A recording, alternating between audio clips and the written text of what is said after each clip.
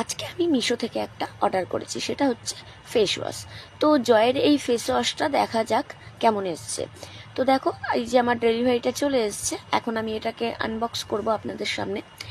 তো দেখা যাক এর মধ্যে কেমন এসছে, ঠিকঠাক এসছে কিনা, কোয়ান্টিটি কেমন আছে, তার যে এমআরপি তার মধ্যে লেখা থাকে সেটা কত আছে, টোটালটাই আমরা এর মধ্যে দেখে নেব। তো আমি এখন এখানে ব্লেডে করে ওটা আনবক্সিং করার চেষ্টা করছি। তো এক হাতেই করছি, বিকজ এক হাতে আমি ফোনটা ধরে আছি।